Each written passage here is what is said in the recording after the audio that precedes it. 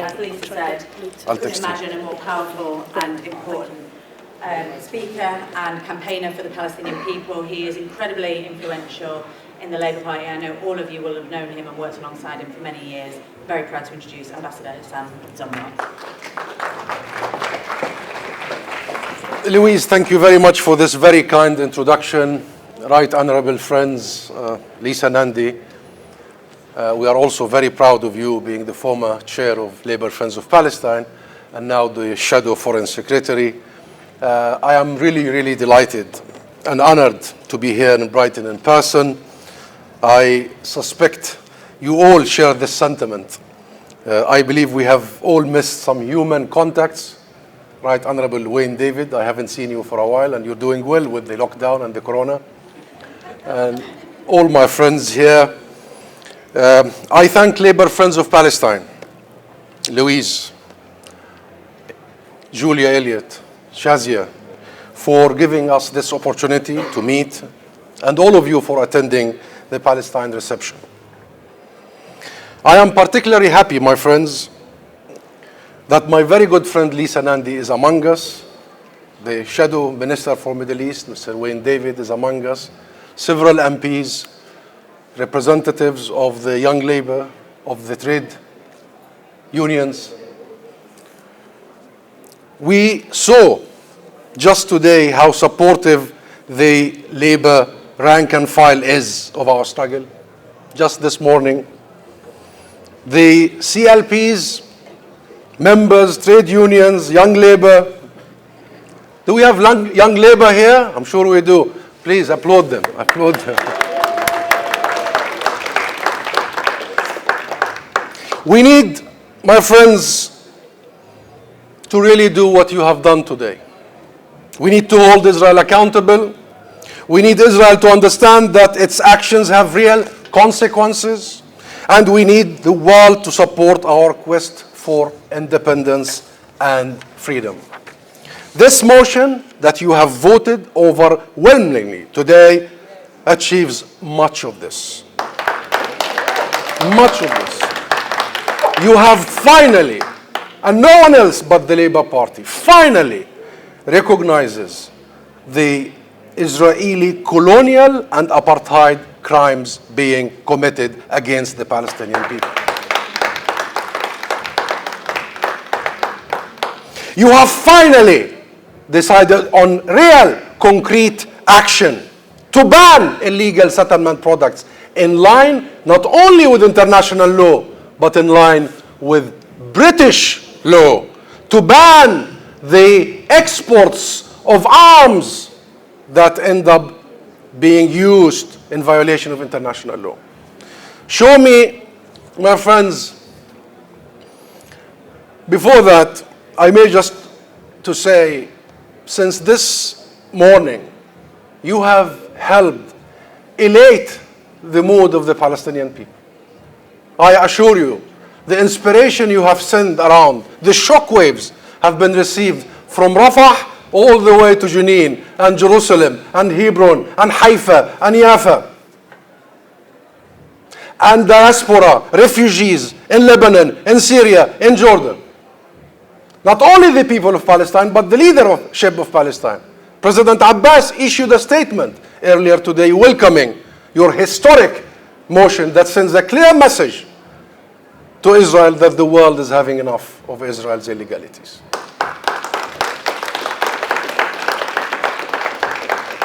But allow me here, in the presence of Lisa and Wayne and all my friends, allow me a word about balance. I hear a lot this word, this term, balance.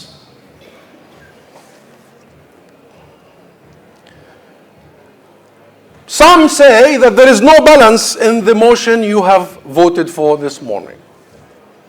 Let me say this. Show me the balance on the ground. I want to see the balance on the ground. Show me the balance between a modern military with nuclear weapons engaged in a belligerent occupation of territory captured in war against a largely unarmed and defenseless civilians population. Where is the balance? This army enjoys the protection of the superpower, enjoys the protection and the culture of impunity to do at will all the crimes that you have recorded. You worry about the word apartheid. Some politicians worry about the A word, apartheid. I can assure you that this is nothing compared to how it feels like living that reality every day. Enough of the false equivalence. Enough with the false equivalence. Enough. That is precisely the kind of language that has held us back, held us all back from achieving peace. Two-state solution. Fine, we accepted it. Do something about it. It does no one any favor. Continue to hiding from the truth, my friends. It doesn't. Lisa, you are a good friend of Palestine, and Labour should be proud of you that you are the Foreign Shadow Secretary. And we hope you will be the Foreign Secretary very soon, so you carry the true values of Labour that make Labour our kinship in Palestine. Now, some may believe we are standing in front of a new opportunity to breathe life into the peace process. That with a new president in the White House and a new government in Israel, there are reasons to be hopeful. I am all for optimism, my friend. I am, after all, a diplomat. Optimism is part of the job description. And it is an especially important quality as a representative of the Palestinian people. But I also follow. And what I hear, whether from Washington, Tel Aviv, or London, is nothing new. Indeed, Israel's new Prime Minister, Naftali Bennett, has made it quite clear where he stands. From Washington.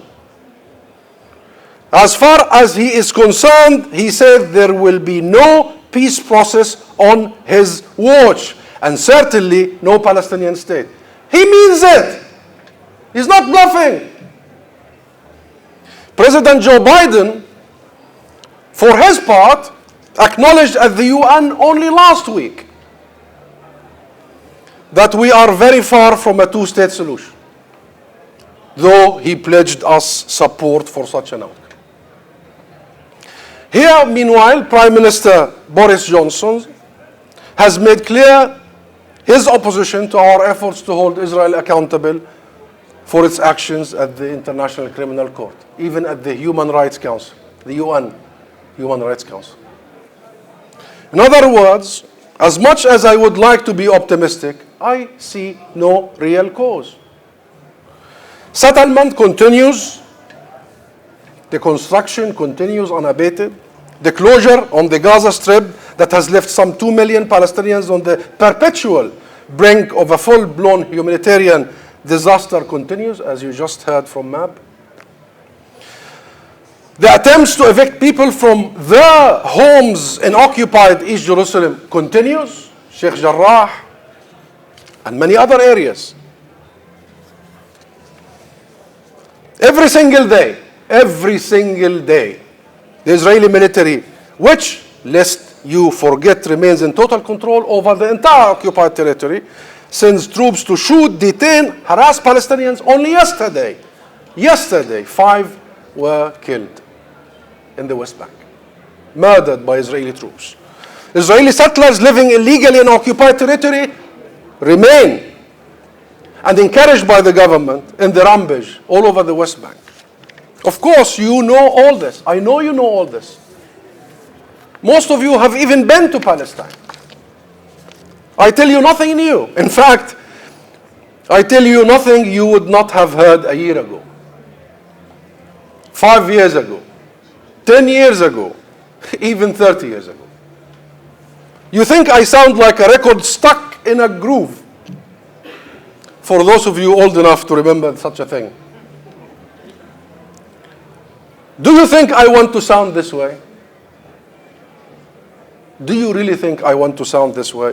I am as frustrated with this as the 3 million Palestinians in the West Bank are frustrated with spending hours upon hours at military checkpoints, waiting for some soldier to wave, to allow them to proceed on their daily way and their daily lives, to go to school, to work, to visit friends, or just even take a walk.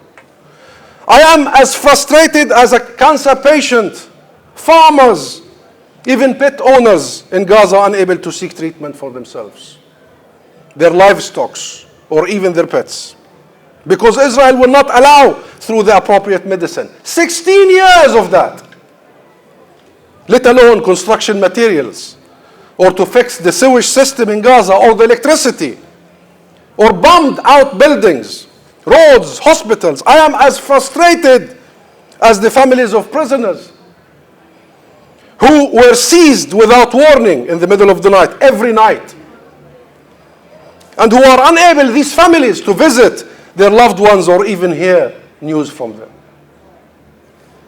Indulge me for a second here. There are 4,650 prisoners in Israeli detention.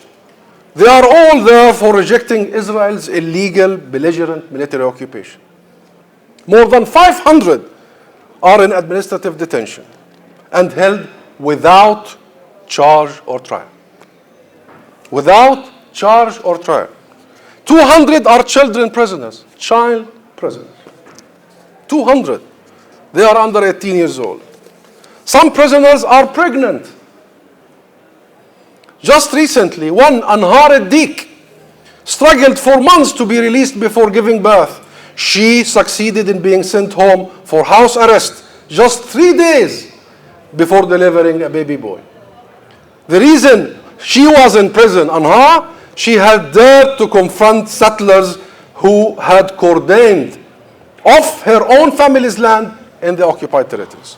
And it was only after supporters like you who kicked out an international campaign that Anhar was able to deliver outside prison. Until that moment, the Israeli prison service had decided she would have cesarean while shackled to a bed. Can you imagine her frustration? Can you imagine her family's frustration? Now multiply this by 6 million in the West Bank and Gaza and East Jerusalem, and multiply it by 13 million. Because that is how many Palestinians there are in this world. All of us, without exception, are denied our rights, wherever we are. Whether our right to return to the land from which we were uprooted and to the homes that were stolen from us, like my own parents. Whether our rights to self-determination, a faith shared by those in occupied territories and those who are nominally citizens of a state that explicitly denies them that right, our brothers and sisters in 1948 areas. Or whether our right to protection from the military occupation. We have had enough, my friends, and it's coming out. We have had enough of sounding like broken records, of being treated with contempt for standing up for our rights. And that is enough. So I ask all of us here today, you who voted for this motion, you who have been supporting the Palestinian cause for all these years, let's go on. We are on the right track. I tell you, what you have done today has reverberated all over Palestine. It has. Do not let politicians dissuade you, distract you, confuse you. We don't want to hear that settlements are illegal. We know that. We want them to be treated as illegal, as the war crimes they are. Thank you for doing that today. You did that today. Israel does not build settlements as negotiation cards. It builds them to lay claim to the land. This is very well defined in international law. It is called what? Annexation. So annexation is happening. Every brick that is built in the occupied territory is an act of annexation. We don't want to hear about our rights under international law. We don't want to hear about our rights restated. We know what our rights is. What we want is these rights upheld. You believe we have a right to a state? You believe that it should be on the 1967 borders? Recognize that state. And you have done that not only this time, but in the last 2 years of your Congresses. And believe you me, my friends, there is no room for patience any longer. For all these decades and years, there is no room for patience under this injustice, patience under this oppression, patience under this occupation, under this siege of Gaza, under this apartheid system. I think a few months ago, only in May, and here I'll end, my friends, you have all witnessed the inspiring energy worldwide that emanated from Palestine, from Sheikh Jarrah, from Silwan, from Jerusalem, from Jenin, from Gaza, from Haifa, from Lod, and spread all over the world. It is time the leadership of British political parties to take this to heart, to listen to the people of the UK, to the members of the party. And I just want to say, this, what is happening on the ground, the grassroots movement all over the world, but particularly in the United Kingdom, is our source of hope. We are stronger with you. We are more confident about the future with you. We are more certain about the future with you. And on behalf of the people of Palestine, thank you.